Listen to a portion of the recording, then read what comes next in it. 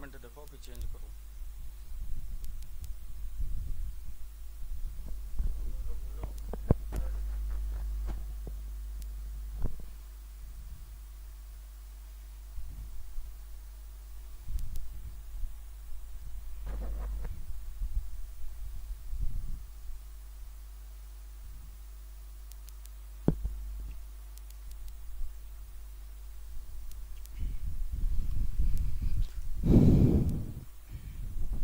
नमस्कार साथियों, कैसे आप सभी।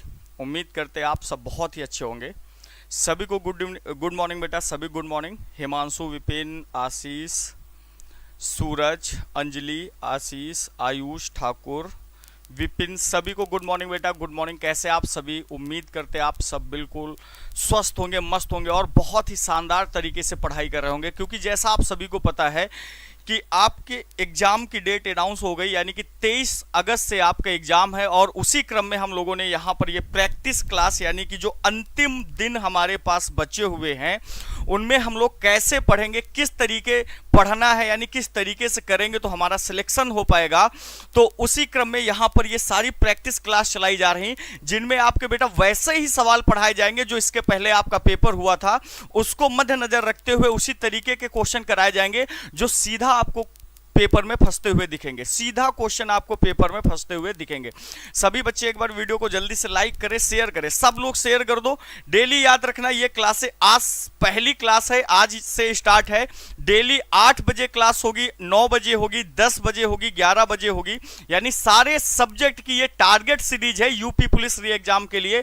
तो यहां पर जुड़ना बिल्कुल भी मत भूले। और जिनको भी थ्योरी पढ़नी है वो तो शाम की क्लासेस चल रही, वो वैसे ही चलेंगे, उससे हमारा कोई मतलब नहीं। तो ये आपका आज ये पहली क्लास है, तो जल्दी से बताएं सारे बच्चे, सभी बच्चे तैयार हैं।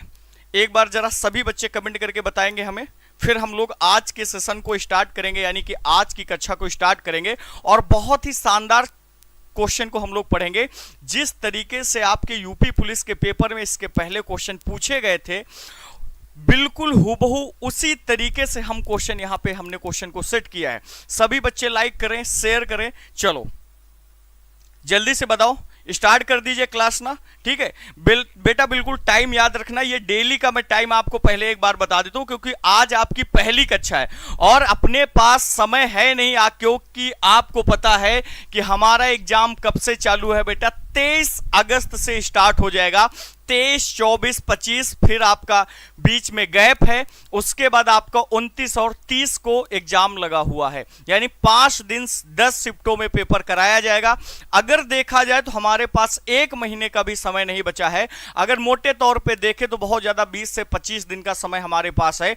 अब मेरे भाई, अगर 20 से 25 दिन का समय है, अब आप सोच रहे हैं कि सर इतने कम समय में हम कैसे कर लेंगे, तो मेरे भाई ये 25 दिन का समय जो है ना, आपको इसको 1 साल वाला समय मान के चलना होगा। यानी इन्हीं 25 दिनों में आप जितना मेहनत कर सकते, 10 घंटे 12 घंटे जितनी कर पाए आप कर लो, क्योंकि ये मौका दोबारा नहीं मिलेगा, क्योंकि सबको मौका सिर्फ एक बार मिलता है। और आपको इस यूपी पुलिस की भर्ती ने 2 बार मौके दिए। एक तो आपको फरवरी माह में दिया था, उसके बाद एक 6 महीने का और मौका दिया ताकि आप तैयारी कर लें।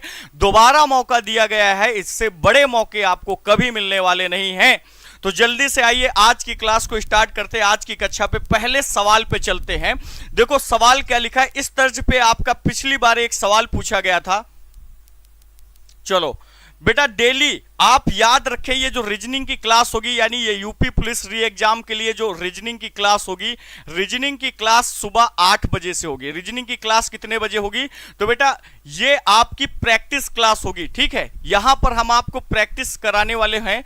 आज सुबह 8 बजे डेली जुड़ना मत भूले। टाइम नोट कर लीजिए, सुबह कितने बजे बेटा, 8 बजे। और इसके बाद आपकी 9 बजे क्लास होगी, अभी राघव सर की क्लास होगी 9 बजे। और 10 बजे आपकी क्लास होगी अंबुज सर के द्वारा। और 11 बजे आपकी क्लास होगी मैम के द्वारा हिंदी की क्लास। यानी देखिए, ये रीजनिंग की क्लास हुई, जीएस की क्लास हुई, गणित की क्लास हुई, हिंदी की क्लास हुई। और आपको पता है यूपी पुलिस का एग्जाम किस पे डिपेंड है, हिंदी और रीजनिंग पर ही डिपेंड है। आप सभी को पता है कि यूपी पुलिस के एग्जाम में लगभग 55 क्वेश्चन आपसे केवल और केवल कहां से पूछे जाएंगे, रीजनिंग। 55 क्वेश्चन का मतलब है कुल प्रश्न हमारे पेपर में 150 होते हैं और 150 सवालों में से कितने सवाल, 55 सवाल केवल कहां से कवर होंगे, रीजनिंग से कवर होंगे। और 55 सवाल बेटा अगर रीजनिंग से कवर हो गए तो हम ये कह सकते हैं 1/3 पेपर हमारा कहां से कवर होगा, रीजनिंग से कवर होगा। अगर रीजनिंग में अगर आपने थोड़ा सा लचीलापन किया, यानी रीजनिंग को अगर सही से नहीं पढ़ा, तो मेरे भाई सिलेक्शन किसी भी शर्त पे आपका होने वाला नहीं है।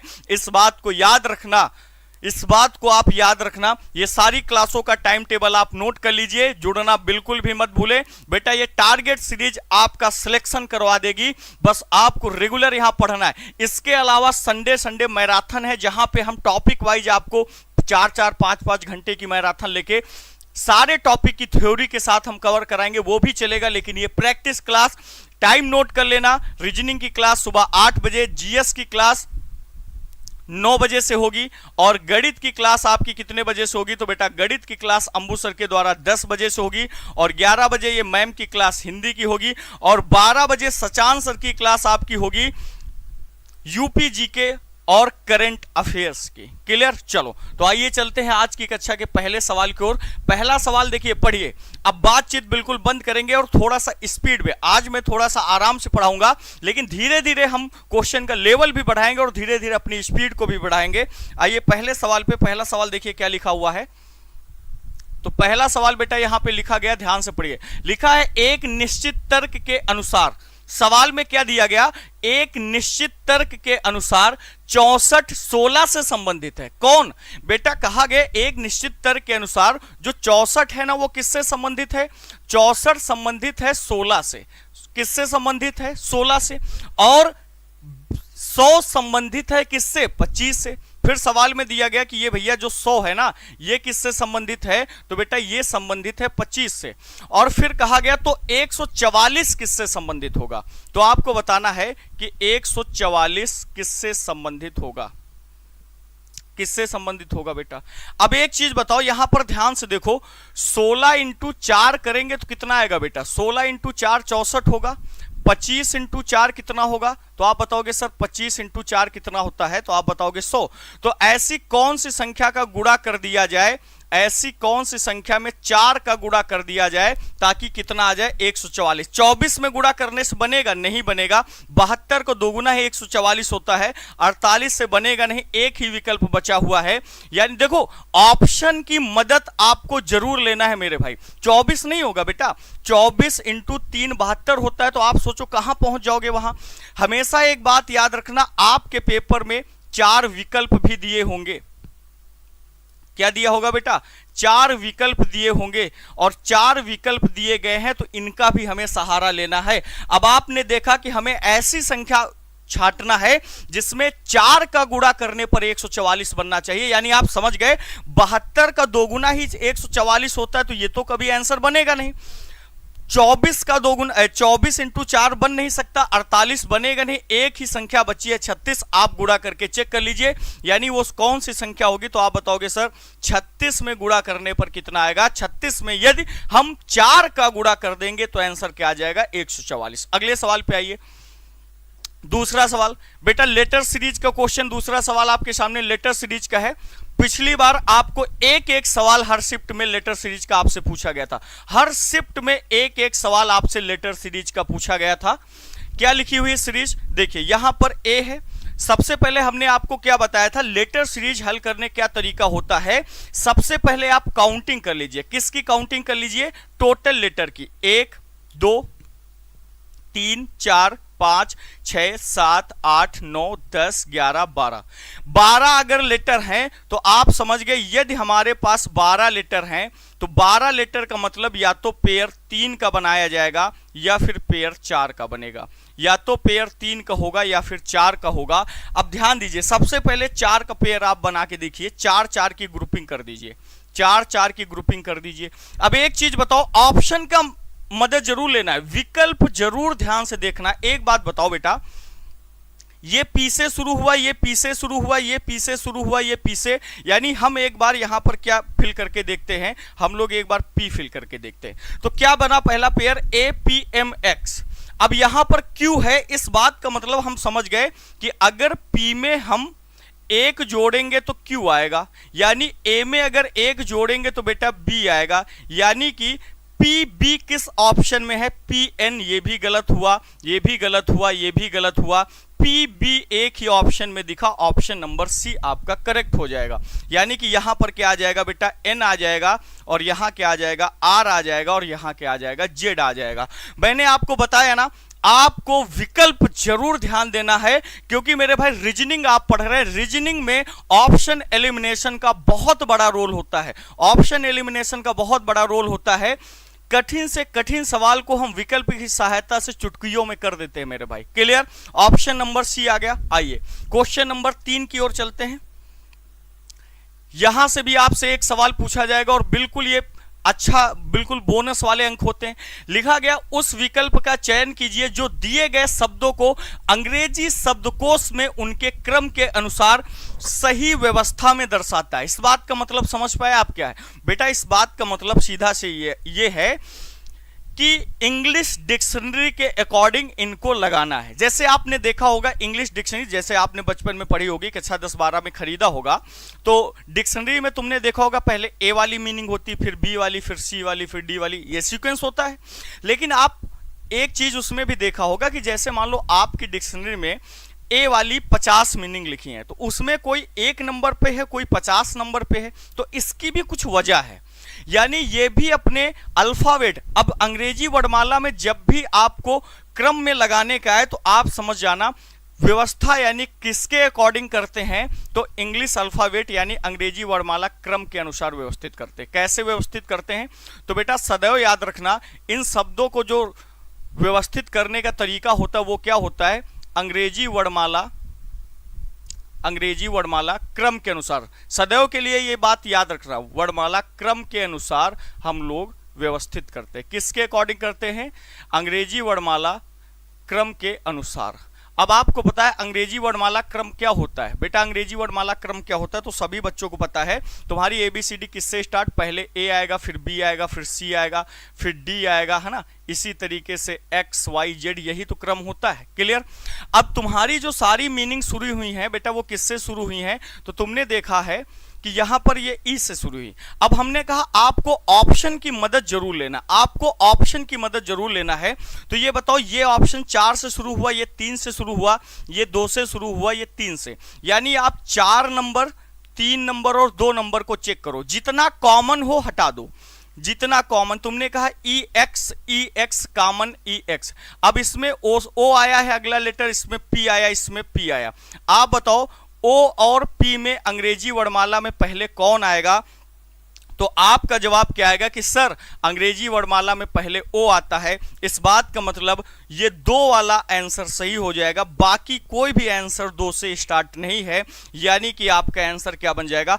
आप बताओ। हम यहां पे आपको समझा रहे हैं तो मैंने इतना समय लगाया, अदरवाइज इस सवाल को करने के लिए केवल 5 सेकंड इनफ है, केवल 5 सेकंड इनफ है। कैसे करेंगे? हम बार बार बता रहे हैं, ऑप्शन की सहायता बेटा जरूर लेना है। सारे बच्चे एक बार लाइक कर दें, सारे बच्चे शेयर कर दें।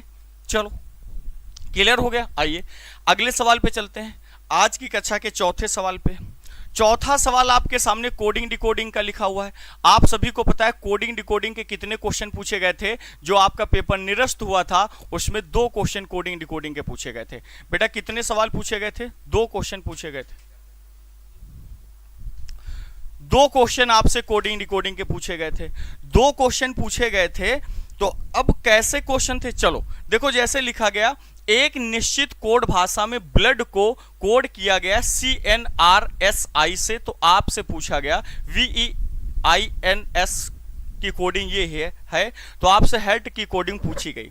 जरा लॉजिक देखो क्या है बेटा। एक चीज बताओ, बी में 1 जोड़ोगे तो क्या आएगा? बी में 1 जोड़ोगे तो सी आएगा।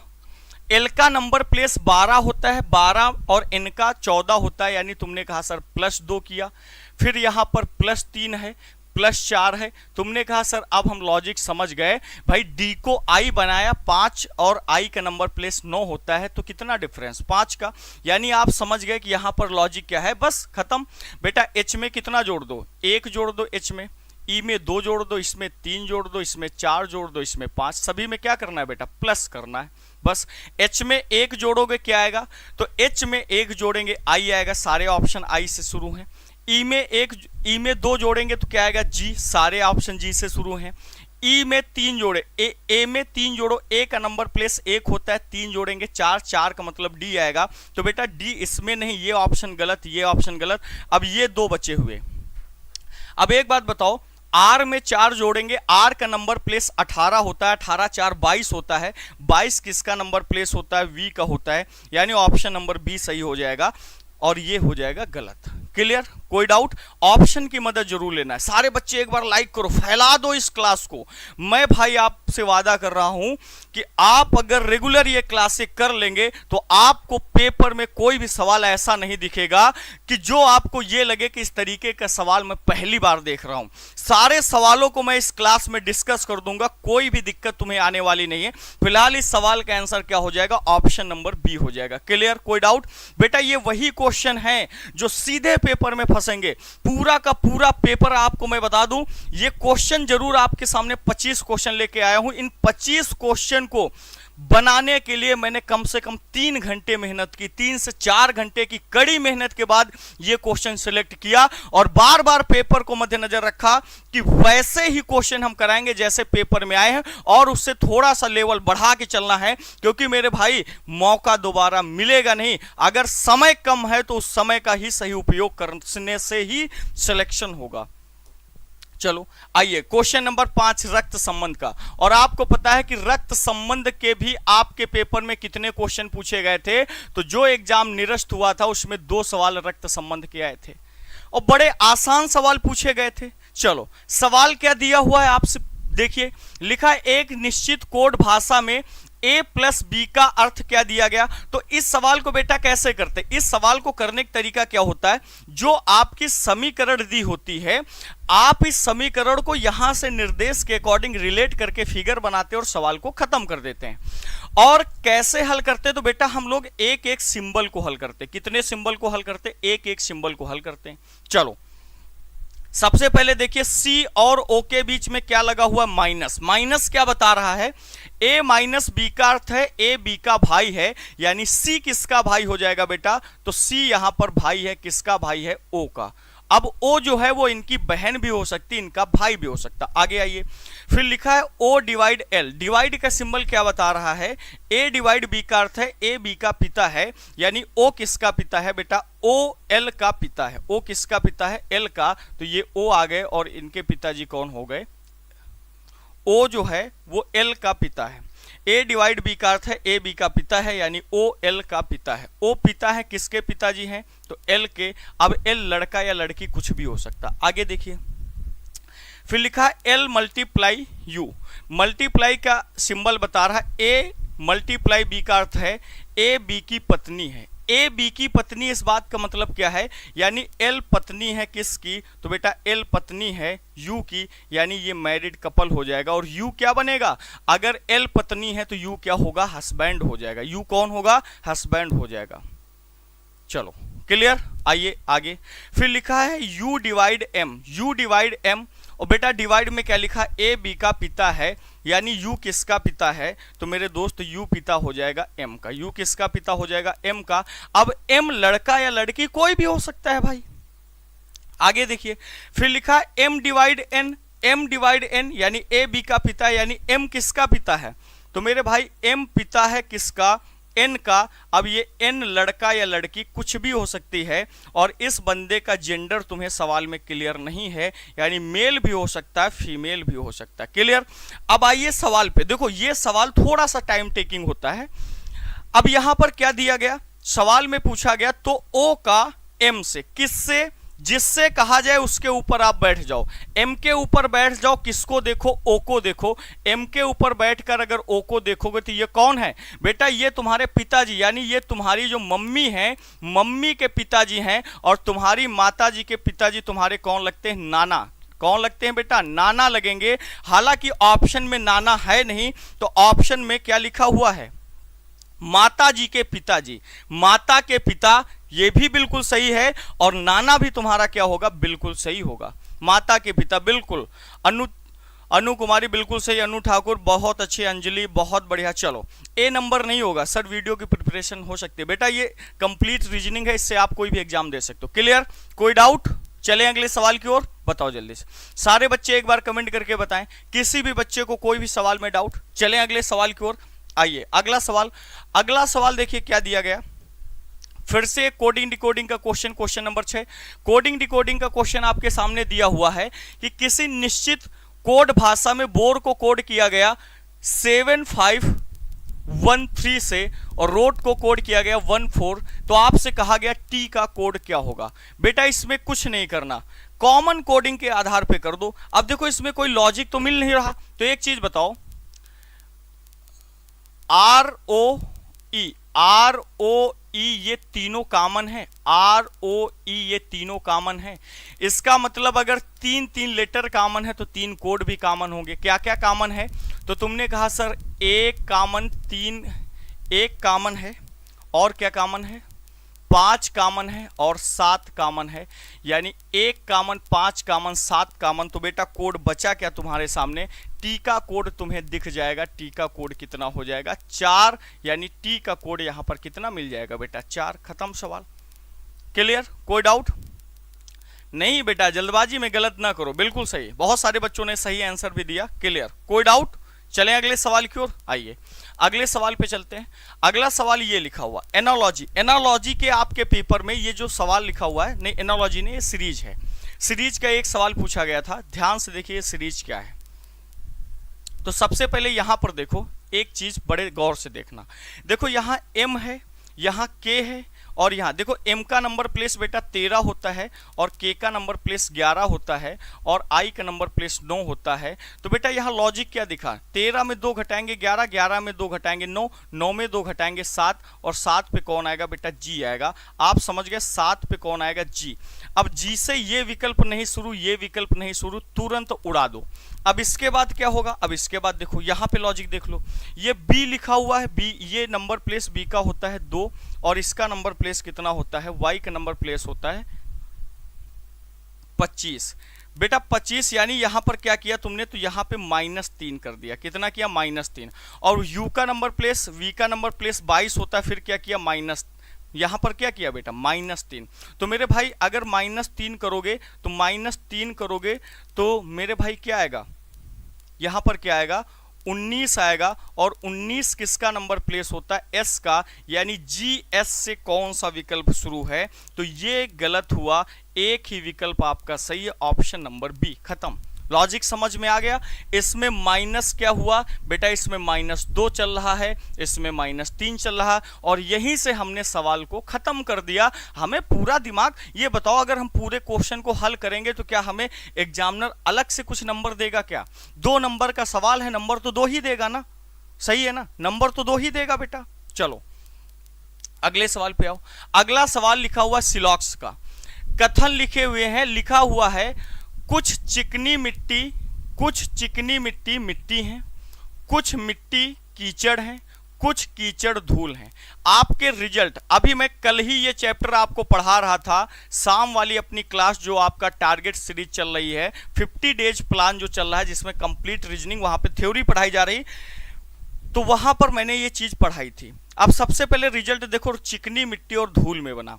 बेटा चिकनी मिट्टी और धूल में संबंध बनाने के लिए तीनों स्टेटमेंट को जोड़ना होगा, और धूल और मिट्टी में बनाने के लिए 2 को जोड़ना होगा। तो मेरे भाई आपको मैंने बताया, जब ये दोनों स्टेटमेंट किससे शुरू हो रही हैं, तो तुमने कहा ये दो सब स्टेटमेंट कुछ से शुरू हो रही हैं, और अगर कुछ से शुरू हो रही हैं तो कर्ता और विधेय पर वैल्यू कितनी होगी? 50 और 50 होगी। और जब बेटा 50 और 50 होगी तो ना तो ये स्टेटमेंट कनेक्ट हो पाएगी, ना ही ये कनेक्ट हो पाएगी, यानी कि ये भी गलत होगा और ये भी गलत होगा। क्यों? क्योंकि कोई भी स्टेटमेंट कनेक्ट नहीं हो सकती। ऑप्शन क्या हो जाएगा? Option number C. ना तो निष्कर्ष पहला अनुसरण करता है और ना ही अनुसरण करता है दूसरा। क्लियर?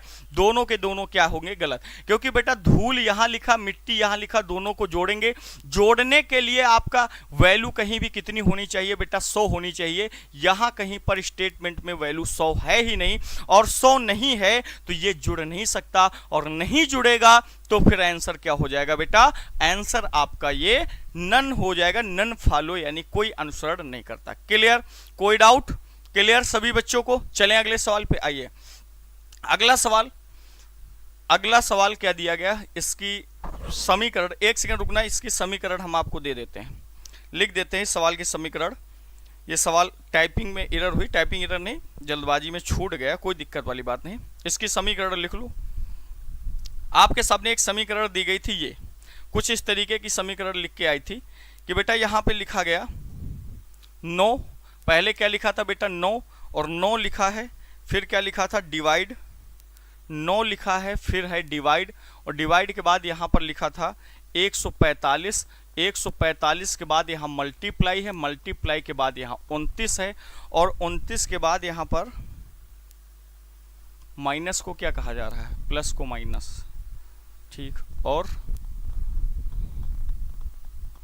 अच्छा परस्पर बदले गए, प्लस और माइनस और इसको, ठीक। तो फिर लिखा है माइनस, माइनस के बाद यहाँ 75 था, और 75 और यहाँ पर था क्या बेटा प्लस, तो बेटा यहाँ प्लस हो जाएगा 13, ये समीकरण लिखी है। अब आपको इसका मान ज्ञात करना है। देखो बेटा इसमें सिंपल सा, अब इस सवाल के लिए पता क्या है, तुम्हारा कैलकुलेशन फास्ट होना चाहिए, बाकी कुछ भी नहीं है। अब इसकी कोई ट्रिक नहीं होती, जितनी जल्दी हल कर लोगे। कहा गया परस्पर बदलना है, यानी प्लस को बदल दो माइनस में, और माइनस को बदल दो प्लस में, मल्टीप्लाई को बदल दो डिवाइड में, और डिवाइड को बदल दो मल्टीप्लाई। कहने का मतलब यहां पर तुम्हारा डिवाइड की जगह मल्टीप्लाई बनेगा, और मल्टीप्लाई की जगह क्या बनेगा डिवाइड, माइनस की जगह प्लस बनेगा, और प्लस की जगह क्या बनेगा माइनस। खत्म। हल करो। सबसे पहले क्या करते हैं बेटा, भाग करते हैं, और जैसे ही भाग करोगे, ये बताओ 29 से भाग करो, ये कितना आएगा बेटा 5 आएगा। 29 से भाग करोगे कितने बार 5, यानी कि हमारी समीकरण बनेगी 9 × 5। अब हम एक लाइन में भी गुणा पूरा कर सकते हैं, लेकिन हम आपको समझा देते हैं थोड़ा सा, और -13। अब बेटा देखो डायरेक्ट करेंगे, 9 × 5 45 होगा, और यहां से जो 45 आएगा ये कहां पे जुड़ेगा, तो 45 + 75 120 होगा, और 120 में यदि आप 13 घटा देंगे तो 120 में जैसे ही आप 13 घटाएंगे, सवाल का आंसर 107 यानी 107 इस सवाल का परम सत्य उत्तर आएगा, जो कि कहां दिख रहा, ऑप्शन नंबर डी में दिख रहा। कोई दिक्कत? जो कि कहां पे दिख रहा है आपको, ऑप्शन नंबर डी में दिख रहा है। कोई दिक्कत किसी भी बच्चे को? सारे बच्चे एक बार जल्दी से लाइक करो, सारे बच्चे एक बार शेयर करो, अपने यार मित्र साथी जो भी हैं सब तक सूचना पहुंचा दो कि फिनिक्स में ये आपकी टारगेट सीरीज स्टार्ट हो गई, जो आपको इस बार 100% सिलेक्शन करवा के रहेगी। बस आपको मेहनत करनी है, डेली जुड़ना है सुबह 8 बजे। चलो अगले सवाल पर। अगला सवाल देखिए, ये बड़ा अच्छा क्वेश्चन दिया गया, इसको बड़े पहले ध्यान से पढ़ लो, फिर समझते हैं हम सवाल क्या है। वैसे बेटा दिख रहा ना, अभी हम बताएंगे। लिखा है विकल्पों में दी गई आकृति को पहचानिए जो क्वेश्चन मार्क के स्थान पर तार्किक रूप से श्रृंखला में आए। पहले श्रृंखला क्या है, तो बेटा यहां पर श्रृंखला पता क्या है, देखो यहां पर 2 2 2 लिखा गया, ये सब क्या है 2 2 2, कितनी बार 2 2 लिखा गया 6 बार।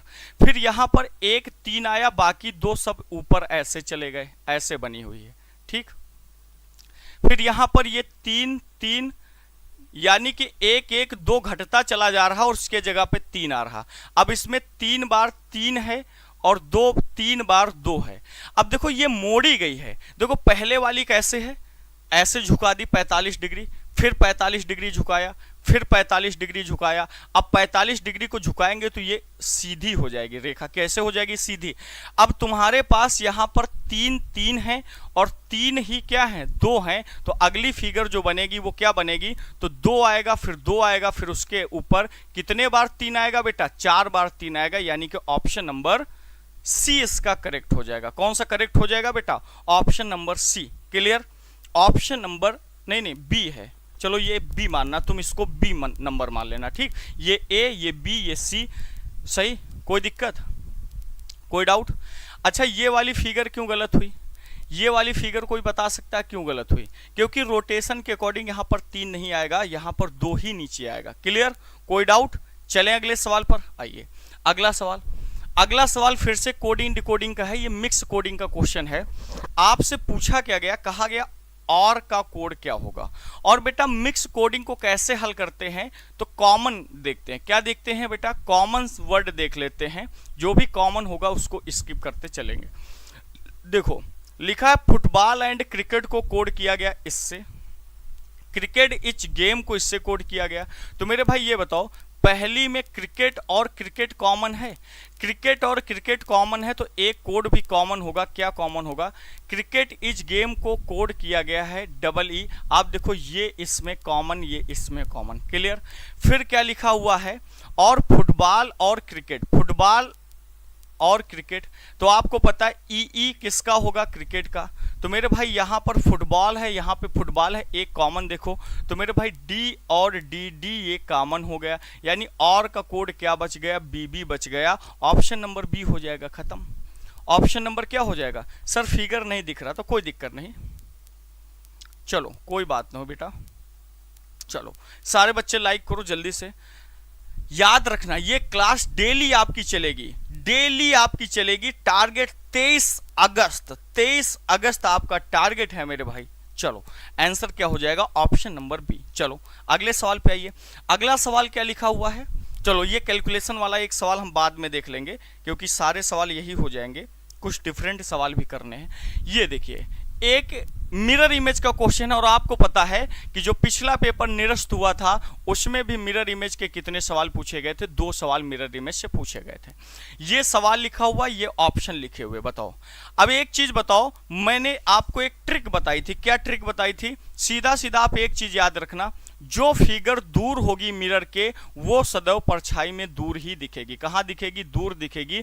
और पास वाली फिगर सदैव कहां दिखेगी बालक, तो पास वाली फिगर सदैव पास दिखती है। आप इस बात को याद रखेंगे और आशा करते हैं आप इस बात को समझ गए। दूर वाली दूर और पास वाली पास। तो बेटा आर है तो आर नजदीक होगा, यानी आर उल्टा होके आएगा, यानी ये वाला ऑप्शन हुआ गलत। फिर उसके बाद एल है तो एल उल्टा होके आएगा। बेटा एल उल्टा ऐसे बनता नहीं है, ये एल की बनावट गलत है। अब इसके बाद 8 है तो वो तो वैसे ही दिखेगा, ठीक है। अब इसके बाद क्या है, ई, तो ई पलट जाएगा, तो बेटा ई पलट के कुछ ऐसे बनेगा। यहां पर ये गलत हो जाएगा क्योंकि इसमें ई सीधा बना हुआ, ये गलत कर दो। अब ई एक ही विकल्प बचा है, ऑप्शन नंबर डी। बताओ खत्म, ऑप्शन से सवाल खत्म हो जाता है बेटा। ऑप्शन से कौन सा आंसर बन गया, ऑप्शन नंबर डी बन गया। क्लियर, कोई भी डाउट है किसी भी बच्चे को, नहीं है ना। चलें अगले सवाल पे आइए। अगला सवाल, एक सवाल आपका यहां से भी पूछा गया था। ये क्या है, ये लॉजिकल अरेंजमेंट ऑफ वर्ड होता है, यानी शब्दों को उनके तार्किक क्रम में लगाना होता है, यानी तार्किक क्रम में व्यवस्थित करना होता है सीक्वेंस के अनुसार। जैसे क्या शब्द है, बूंद, सागर, तालाब, पोखर, नदी। तो बेटा सबसे छोटा इसमें क्या है, सबसे पहले क्या आएगी, बूंद आएगी। यानी हम समझ गए हमारा वही विकल्प सही होगा जो एक से शुरू होगा। एक से ना ही ये शुरू है और ना ही ये शुरू, 2 गलत। अब बेटा अब एक चीज चेक करो ऑप्शन के अकॉर्डिंग, इसमें 3 नंबर वाला आया, इसमें 4 वाला। 3 और 4 बेटा पोखर है, नदी, पोखर और तालाब। तो बेटा बूंद और बूंद के बाद तालाब नहीं आता है। बूंद के बाद क्या आएगा, पहले पोखर आएगा, फिर तालाब आएगा, और तालाब के बाद क्या आएगा, तो तालाब के बाद नदी आएगी। तालाब के बाद बेटा क्या आएगा, तालाब के बाद नदी आएगी, और नदी के बाद क्या आएगा, सागर आएगा। यानी कि कौन सा सही हो जाएगा, ऑप्शन नंबर बी करेक्ट हो जाएगा, सी भी गलत हो जाएगा। क्लियर, कोई डाउट, चलो समझ गए। ऑप्शन नंबर कौन सा सही होगा बेटा, बी, 14352। 14352 बिल्कुल सही आंसर दे रहे हो, बहुत बढ़िया। चलो ऐसे ही आपको डेली पढ़ना है, ऐसे ही डेली आपको पढ़ना है। और बेटा आपको बताए ना, आज के सेट में हम कुछ ऐसे सवाल हैं जो अगर आप पिछला वाला यूपी पुलिस का पेपर देखेंगे ना तो उसका लेवल आपको कम मिलेगा। उसमें बहुत सारे क्वेश्चन तो बड़े आसान पूछ लिए गए थे, जैसे फिगर काउंटिंग का तो बिल्कुल टुच्चा सवाल पूछा गया था।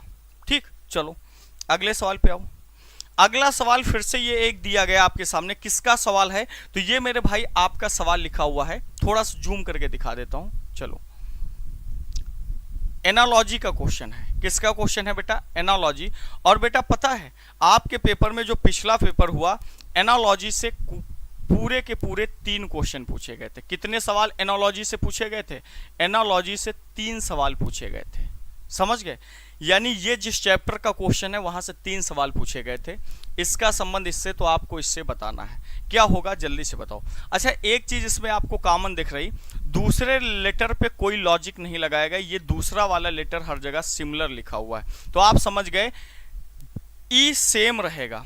अब आगे देखते हैं, अब यहां लॉजिक क्या है, पी क्यू एफ जी, तो यानी बी के बाद क्या आएगा, तो बेटा बी के बाद आप बताओगे सर बी के बाद यहां पर सी आएगा और सी के बाद ई आएगा, वो वैसे रहेगा, तो बेटा सी ई कहां पे लिखा है, ये भी गलत, ये भी गलत, ये वाला सही हो सकता है। अब आई के बाद यहां पे लॉजिक देखिए क्या है, W का नंबर प्लेस 23 होता है भाई, यानी कि ये +2 किया गया, पहले +1 है और फिर +2 है, तो मेरे भाई 9 2 11 होगा, 9 2 11 यानी कि 9 में 2 जोड़ेंगे 11, 11 किसका नंबर प्लेस होगा, के का, यानी ऑप्शन नंबर डी हो जाएगा।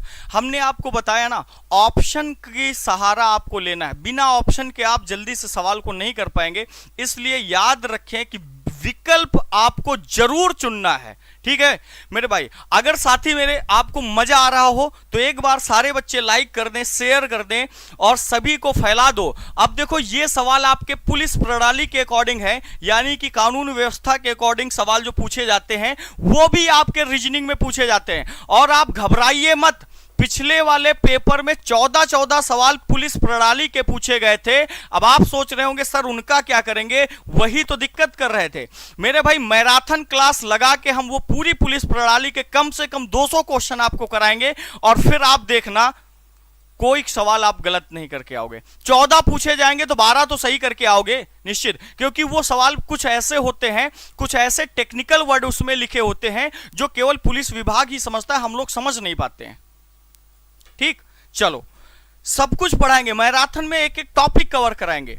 चलो तो बेटा क्या लिखा है, सामान्य रूप से विभिन्न धर्मों के लोगों के बीच मनमुटाव शत्रुता का कारण है। क्या बताया गया, स्टेटमेंट बताई गई कि सामान्य रूप से विभिन्न धर्मों के लोगों के बीच मनमुटाव और शत्रुता का क्या कारण है। आपसे पता क्या पूछा गया कि भाई मनमुटाव यानी कि विभिन्न धर्मों के जो लोग हैं, कोई हिंदू है, कोई मुस्लिम है, सब अलग अलग हैं, तो उनके बीच जो मनमुटाव है, आप देखते हैं मनमुटाव चला करता है, उस मनमुटाव का कारण क्या है, उस मनमुटाव का बेटा कारण क्या है, ये आपसे पूछा गया। तो मनमुटाव का कारण क्या होगा, पहला आर्थिक समानता असमानता। बेटा आर्थिक असमानता मतलब रुपए कम ज्यादा होना, यार किसी के पास रुपए कम होगा तो क्या इससे हम भेदभाव कर लेंगे, नहीं, ये गलत है। आर्थिक असमानता एवं ऐतिहासिक कारण, अरे क्या इतिहास में बना के आया था क्या ये, नहीं ना, ये भी गलत। फिर लिखा आर्थिक असमानता एवं अज्ञानता, ये भी गलत। भाई आर्थिक असमानता तो गलत ही रहेगी, साथ में अज्ञानता भी लिखा, यानी अज्ञान। कोई जरूरी नहीं है कि मेरे भाई अगर आप कम पढ़े लिखे हैं तो आप जाति के साथ भेदभाव करेंगे, धर्मों में भेदभाव करेंगे, ये गलत है। मुख्य कारण क्या है, अब एक ही बचा, आर्थिक असमानता, ऐतिहासिक कारण एवं दुष्प्रचार।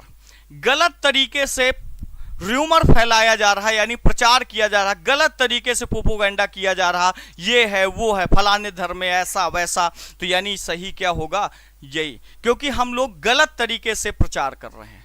क्लियर, ऑप्शन नंबर क्या हो जाएगा, डी। अगले सवाल पे आओ।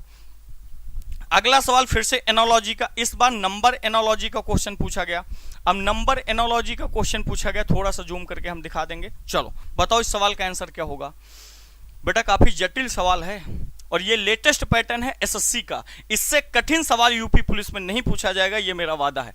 इस सवाल से कठिन क्वेश्चन यूपी पुलिस के एग्जाम में कभी नहीं पूछा जाएगा, यूपी पुलिस के एग्जाम में बाबू कभी नहीं पूछा जाएगा। आप इस बात को याद रखना, गांठ बांध लेना, ये एसएससी का लेटेस्ट पैटर्न का क्वेश्चन है, इससे कठिन बना ही नहीं पाएगा।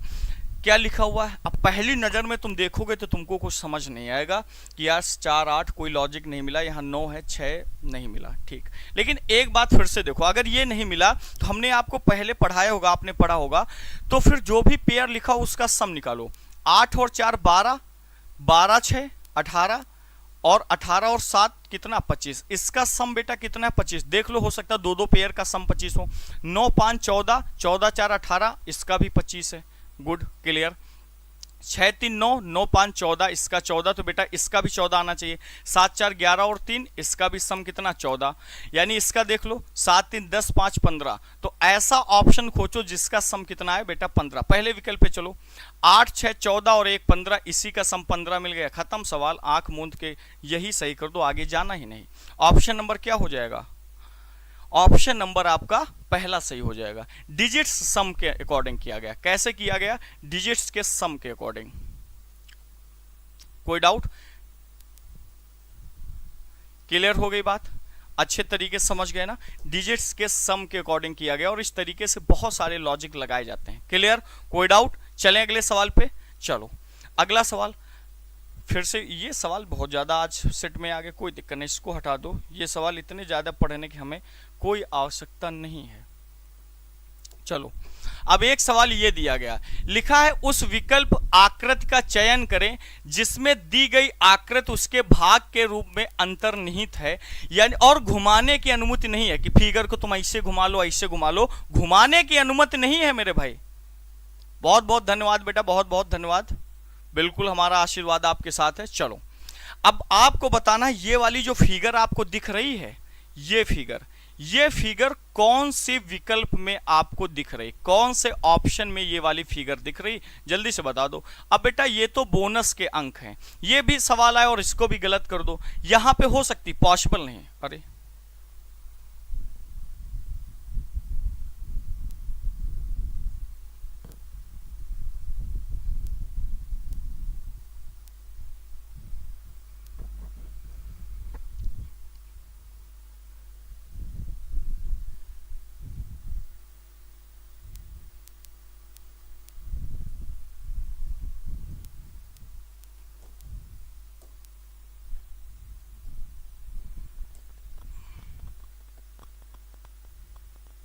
चलो आ जाओ, यहां आ जाइए, ये सवाल दिया गया, ठीक। चलो ऑप्शन दिया गया ये वाला, अब आपको बताना है यहां पर इस सवाल का आंसर क्या होगा। तो मेरे भाई ये वाला पहला तो कभी हो नहीं सकता, अरे यार। चलो अब देखो, थोड़ा सा अवरोध हुआ, उसके लिए हम माफी चाहते हैं। देखो ये वाला फिगर निश्चित गलत है, ये फिगर हो सकता है आपको फिगर कुछ कम दिख रहा हो ना, कोई दिक्कत नहीं। और ये भी वाला आपका निश्चित गलत है, ये भी गलत है। देखो ये लाइन आपको कहाँ दिख रही है, ये देखिए, एक ऐसे लाइन और एक ऐसे लाइन, ये कहाँ दिख रही है? तो ये वाली आकृति आपको ऑप्शन नंबर डी में दिख रही है, यानी ऑप्शन नंबर डी ही आपका इस सवाल का करेक्ट आंसर हो जाएगा। क्लियर? कोई डाउट? चलो अगले सवाल पे, यानी क्या आंसर होगा? Option number D. अब आइए फिर आपके पुलिस व्यवस्था से संबंधित सवाल आ गए। जरा बताइए भाई, आप पुलिस बनने जा रहे हैं, कांस्टेबल बनने जा रहे हैं, तो क्या आपको कुछ ज्ञान है इन चीजों का? लिखा सामान्य रूप से कानून में शामिल है। बताओ बेटा, ये तो पॉलिटी पढ़ा होगा तो वहां भी तुमने पढ़ा होगा, सामान्य रूप से कानून में क्या शामिल है? दंड शामिल है, पुनः प्राप्ति शामिल है, पुरस्कार देना शामिल है, मूल्यांकन करना शामिल है। क्या पूछा गया? सामान्य रूप से कानून में क्या शामिल है? बेटा दंड तो बहुत बाद की चीज होती है, दंड बाद की चीज होती है, दंड गलत है, पुनः प्राप्ति ये भी गलत है, पुरस्कार ये भी गलत है, मूल्यांकन करना। सबसे पहले हम किसी चीज की क्या करेंगे? मूल्यांकन करेंगे ना, कि हम पहले ही दंड दे देंगे। दंड की प्रक्रिया तो बहुत बाद में आएगी, पुरस्कार की प्रक्रिया तो बड़े बाद में आएगी। सबसे पहले हम मूल्यांकन करेंगे, उसके आधार पे ही तो हम आगे काम करेंगे कि इनको पुरस्कार देना है या इनको दंड देना है। उसके लिए पहले जरूरी क्या है? मूल्यांकन जरूरी है। अब बात समझ आई? क्लियर? कोई डाउट? चलो अगले सवाल पे आइए। अगला सवाल क्या लिखा है? देखो बड़ा अच्छा सवाल है, क्योंकि आप लोग सिलेक्ट होंगे तो कई बार ऐसी घटनाएं आपके सामने आएंगी भी। क्या लिखा हुआ? अगर आप अपने किसी सहयोगी को रिश्वत लेते हुए देख लेते हैं, क्या है? अगर आप अपने किसी सहयोगी को रिश्वत लेते हुए देख लेते हैं तो आप क्या करेंगे? मान लो आप हो, मान लीजिए आप हैं, आप भी यूपी कांस्टेबल सेलेक्ट हो गए और आपका एक मित्र है वो भी यूपी कांस्टेबल सेलेक्ट हो गया। वो भी कहां सेलेक्ट हो गया? यूपी पुलिस कांस्टेबल में। अब आपने क्या देखा कि जो हमारा मित्र है ना, और मान लो गलती से तुम दोनों एक एक थाने में तैनात हो, और तुमने एक दिन क्या देखा कि जो तुम्हारा मित्र कांस्टेबल है वो रिश्वत ले रहा है आम जनता से रिश्वत ले रहा है। तो अगर वो रिश्वत ले रहा है तो तुम क्या करोगे? दोस्त होने के नाते क्या करोगे? कुछ नहीं करेंगे, ये तो बेटा बिल्कुल गलत है। इनमें से कोई नहीं, चलो इसको छोड़ो, उसे रोकने का प्रयास करेंगे या फिर सबूत के साथ उच्च अधिकारी को इसकी सूचना देंगे।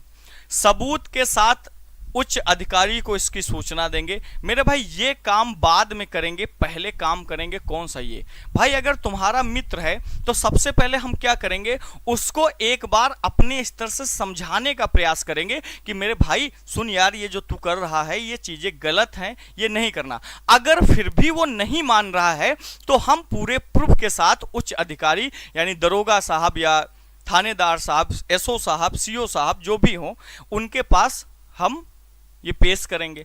लेकिन सबसे पहले हमारा नैतिक कर्तव्य क्या बनता है? नैतिक कर्तव्य यही बनता है कि हम उसको पहले समझाएं। मेरे भाई आप एक चीज सोचो, अगर आप कोई गलती करते हो तो क्या डायरेक्ट आपको दंड दिया जाता है ना? नहीं ना, पहले समझाया जाता है। जब बार बार अगर आप वही गलती कर रहे हैं तो फिर आपको डांटा जाएगा, दंड दिया जाएगा। लेकिन सबसे पहला कार्य क्या होता है? समझाने का प्रयास किया जाएगा। क्लियर? चलो अगला सवाल। अगला सवाल क्या लिखा हुआ है? जीवन में सफलता प्राप्त करने के लिए क्या आवश्यक है? जीवन में सफलता प्राप्त करने के लिए क्या आवश्यक है आपको बताना। आवश्यक है क्या? भाग्य का अनुकूल होना। मेरे भाई जीवन में सफलता भाग्य पे डिपेंड नहीं मानते हैं हम लोग किस पे मानते हैं?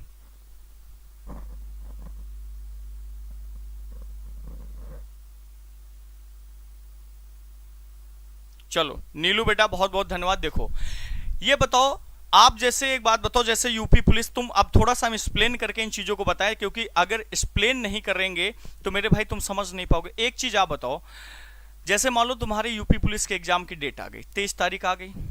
अब आप क्या अपने मन में सोचोगे कि यार भाग्य में होगा तो नौकरी मिल जाएगी, नहीं तो छोड़ देंगे, नहीं तो नहीं मिलेगी, ईश्वर की जो कृपा होगी? ये तो गलत है ना। हम मेहनत करेंगे कि नहीं करेंगे? आप बताओ, हम मेहनत करेंगे या नहीं करेंगे? यानी ये गलत। फिर लिखा है अवसर प्राप्त करने की क्षमता का होना। यार अवसर तो प्राप्त सबके पास अवसर होते, ये भी गलत है। फिर क्या लिखा हुआ है? प्रतिकूल परिस्थितियों में भी अपने आप को ढाल लेना और परिश्रम से ना भागना। अब जैसे 23 अगस्त आपके एग्जाम की डेट आ गई मान लो, अब ये थोड़ी है कि 23 अगस्त आ गई तो आपके बीपी लो हो रहा है, हाई हो रहा है, हम तो तैयारी कर ही नहीं पाएंगे। अरे जितना समय है हमको उसी में पढ़ना है। 25 दिन के समय को हम 1 साल का समय मान लेंगे। हम ये मान के चल रहे हैं ये जो 25 दिन का समय है ये 1 साल का समय है हमारे पास, और इस 1 साल के समय को बना देंगे, यानी डेली 10 से 12 घंटे पढ़ना है। जैसी परिस्थिति होगी हम वैसे अपने आप को ढालेंगे, उस अकॉर्डिंग मेहनत करेंगे, तब जाके सिलेक्शन होगा। यानी ये बात क्या है? ये बिल्कुल आपको मोटिवेट करने के लिए ये लाइन लिखी गई है। आप समझ सकते हैं, ये मोटिवेट करने के लिए आपको लिखी गई है। क्लियर? आंसर क्या बनेगा? ऑप्शन नंबर सी बनेगा। बात समझ आ गई? कौन सा बनेगा? ऑप्शन नंबर सी बनेगा कि प्रतिकूल परिस्थितियों में भी अपने आप को ढाल लेंगे और कठिन परिश्रम करेंगे। बात क्लियर हो गई? चलो अगला सवाल। अगला सवाल लिखा है कि तरुण पूर्व की ओर जा रहा है। सवाल में क्या बताया गया? सवाल में बोला गया कि जो तरुण है ना, तरुण कहां जा रहा? पूर्व की ओर जा रहा है। यदि उसे उत्तर की ओर जाना है तो किस दिशा में नहीं जाना चाहिए? यानी कि यहां पर आप ये समझिए कि 3 विकल्प आपके ऐसे लिखे होंगे, 3 विकल्प आपके ऐसे लिखे होंगे जहां पर उत्तर की दिशा में वो जा रहा होगा। एक में ऐसा होगा कि जहां पे वो उत्तर की दिशा में नहीं जा रहा होगा, वही छांटना, क्योंकि सीधा सीधा लिखा यदि उसे उत्तर की दिशा की ओर जाना है तो किस दिशा में उसे नहीं जाना चाहिए। चेक करो, यानी सवाल का मतलब क्या है? वो किधर जा रहा है बेटा? वो उसको जाना किधर है? नॉर्थ में। उसको जाना किधर है? नॉर्थ में। और अभी वो है कहां? ईस्ट में। अभी वो है कहां? ईस्ट में है। और आपको पता है ईस्ट का लेफ्ट ही क्या होता है? लेफ्ट यानी 90 डिग्री एंटी क्लॉकवाइज क्या होता है? तो आप बताओगे सर ईस्ट का लेफ्ट होता है नॉर्थ, यानी जिसमें लेफ्ट टर्न बच गए उसको हटा देना। एक चीज बताओ, ये बायां और दायां कैंसिल, तुम्हारे पास क्या बचे? 3 राइट, 3 राइट का मतलब क्या होता है? हमने कुछ दिन पहले YouTube पे लाइव लिया था लेफ्ट, यानी कि ये आपका गलत माना जाएगा, क्योंकि अगर लेफ्ट मोड़ देंगे तो वो नॉर्थ में पहुंच जाएगा और हमें नॉर्थ में नहीं ले जाना है उसको। हमें बताना है कौन सा ऐसा विकल्प है जिसमें वो नॉर्थ में नहीं पहुंचेगा, तो इससे तो पहुंच जाएगा। फिर देखो, दो बाएं दो दाएं ये कट जाएंगे, बचा क्या तुम्हारे पास बायां, और एक बाएं से वो नॉर्थ में पहुंच जाएगा। हमने क्या बताया, जहां भी तुम्हारे पास लेफ्ट बचेगा उससे वो नॉर्थ में पहुंचेगा। आगे आओ, दाएं दाएं दाएं, और 3 बार दाएं का मतलब बेटा क्या है, 3 बार दाएं का मतलब ये है कि 3 राइट का मतलब क्या होता है, थोड़ी देर पहले आपको कुछ सेकंड पहले बताया, क्या होगा, लेफ्ट होगा। ये भी आपका बिल्कुल सही है, यानी कि ये भी वाला हम टिक नहीं करेंगे, ये भी गलत मानेंगे, ये भी गलत। देखो इसमें मजबूरी है तुम्हारे सामने कि तुमको सारे ऑप्शन देखने पड़ेंगे। अब हाँ, वो बात अलग कि 3 ऑप्शन गलत हो चुके, यही सही होगा। अब इसको चेक करना है, तो ये और ये देखो गलत हुआ, दाएं और बाएं कैंसिल हुआ, तो ये पुनः उसी दिशा में रहेगा, किधर, ईस्ट में। यानी ये वाला अगर रोटेशन हम मोड़ेंगे तो वो उत्तर दिशा में नहीं जाएगा, बाकी सभी जगह से उत्तर दिशा में चला जाएगा। क्लियर, कोई डाउट? चलो अगले सवाल पे चलते हैं। अगला सवाल एक वेन डायग्राम का है, और बेटा हम आपको बता दें, पिछला जो पेपर निरस्त हुआ था उसमें वेन डायग्राम के पूरे 5 क्वेश्चन आपसे पूछे गए थे, और बिल्कुल आसान आसान से क्वेश्चन पूछे गए थे। लिखा है लेखक, दार्शनिक और शिक्षक। क्या लिखा गया, लेखक, दार्शनिक और शिक्षक।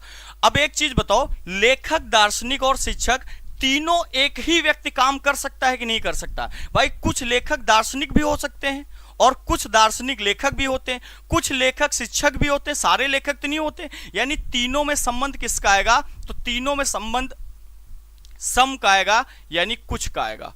और तीनों में अगर संबंध कुछ का है तो उसके लिए फिगर कौन सी होती है, ये ऑप्शन नंबर ए वाली, करेक्ट। यानी सवाल का आंसर क्या बनेगा, ऑप्शन नंबर ए इस सवाल का करेक्ट आंसर होगा। क्लियर, चलो अगले सवाल पे चलते हैं।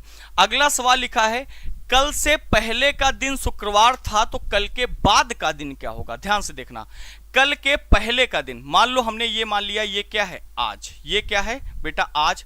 तो आज के पहले लिखा है कल के पहले, तो ये कल हुआ और ये कल के पहले वाला दिन हुआ। ये कौन सा है बेटा, ये दिन आप फ्राइडे बताया गया, ठीक। फिर कहा है तो कल के बाद का दिन, तो ये कल आया, आज, कल और कल के बाद का दिन जोड़ लो, Friday, Saturday, Sunday, Monday, Tuesday. यानी ये कौन सा दिन होगा, तो बेटा आप कहोगे सर ट्यूसडे हो जाएगा, मंगलवार। ऑप्शन नंबर सी करेक्ट हो जाएगा। क्लियर।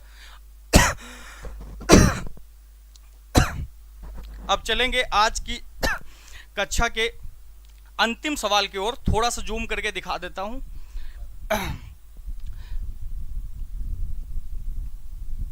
चलो देखो, इन सवालों में बच्चों को अक्सर दिक्कतें आती हैं। देखो सवाल में क्या लिखा गया, एक कथन दिया गया और ये आपकी कार्यवाही दी गई। ये तीनों आपकी क्या है, कार्यवाही, और आपको बताना है कार्यवाही कौन सी सही होगी। कथन में क्या होगा, एक प्रॉब्लम दी जाएगी। क्या प्रॉब्लम है, लिखा है एक बड़े निजी बैंक ने पिछले 3 तिमाहियों में के दौरान हुए भारी घाटे को देखते हुए अपने 1/3 कर्मचारियों की छटनी करने का फैसला किया है। यानी जो पिछले 3 तिमाहियों में बैंकों ने क्या देखा कि एक निजी बैंक है, यानी प्राइवेट सेक्टर का बैंक है, उसमें भारी घाटा हुआ है, तो भारी घाटे की वजह से उसने क्या किया, अपने कुछ कर्मचारियों, 1/3 कर्मचारियों को बाहर करने का फैसला किया। अब पहले देखिए क्या लिखा है, सरकार को आम जनता को तुरंत, क्या लिखा है, पहली कार्यवाही, सरकार को आम जनता को तुरंत एक अधिसूचना जारी करनी चाहिए कि वे बैंक के साथ सभी लेन देन बंद करें। तो बेटा सरकार ऐसा फैसला नहीं ले सकती कि बैंक के साथ आप लेन देन बंद कर दें, पहला गलत हुआ। दूसरा लिखा हुआ है, सरकार को बैंक को अपने कर्मचारियों की छटनी ना करने का निर्देश देना चाहिए। बेटा सरकार ये भी निर्देश नहीं दे सकती है क्योंकि वो निजी स्तर का बैंक है, निजी क्षेत्र का है। अगली कार्रवाई क्या लिखी, सरकार को देश के केंद्रीय बैंक, जैसे मान लीजिए आरबीआई हो गया, आरबीआई को सूचना जारी करनी चाहिए। ये बात बिल्कुल ठीक लिखी है कि सरकार को केंद्रीय बैंक के पास सूचना देनी चाहिए कि भैया तुम इनकी बैंक की जांच करो कि ये आखिर घाटा घोटाला जो हुए हैं क्यों हुए हैं, तो ये एक और जांच करने के बाद हम तक ये रिपोर्ट प्रस्तुत करो, यानी बताओ कि आखिर ये जो घाटा हुआ ये क्यों हुआ है। यानी ये वाली कार्रवाई आपकी बिल्कुल सही। तो यानी आंसर क्या बनेगा, ऑप्शन नंबर सी। तो बेटा आज का मॉक टेस्ट आपका कंप्लीट होता है, पूरे के पूरे 25 क्वेश्चन मैंने आपको करा दिए। और पूरी क्लास से मैं आपको एक बार बता देता हूं, सारी क्लासों का टाइम याद रखिए। डेली रीजनिंग की क्लास आपकी कितने बजे होगी, ये बेटा डेली का शेड्यूल है। डेली रीजनिंग की क्लास आपकी सुबह 8 बजे होगी। ये टारगेट सीरीज 23 अगस्त तक चलेगी, और इसके बाद जो आपकी क्लास होने जा रही तुरंत राघव सर की क्लास 9 बजे से, जीएस की क्लास 9 बजे से, किसके द्वारा, राघव सर के द्वारा। इसके तुरंत बाद 9 बजे के बाद आपकी क्लास चलेगी किसकी, गणित की प्रैक्टिस चलेगी जो कि अंबुज सर के द्वारा चलेगी, यानी 10 बजे से। और इसके बाद हिंदी की क्लास आपकी चलेगी। और बेटा हिंदी की क्लास कितने बजे से चलेगी? तो हिंदी की क्लास 11 बजे से चलेगी। और 11 बजे के बाद भी आपकी एक क्लास है जो UP GK plus current affairs की क्लास होगी, जो कि आपकी होगी 12 बजे। ये आपकी लगातार 5 क्लासेस चलेंगी। कितने कितने बजे? ये डेली चलेंगी। कितने बजे बेटा? 8 बजे, 9 बजे। यानी अब इसके बाद जीएस की क्लास होने जा रही है, तो जुड़ना बिल्कुल भी ना भूले। और उम्मीद करते हैं आज की क्लास आपको बहुत अच्छे तरीके से समझ आई होगी। और हम लोग मिलेंगे पुनः कल सुबह 8 बजे।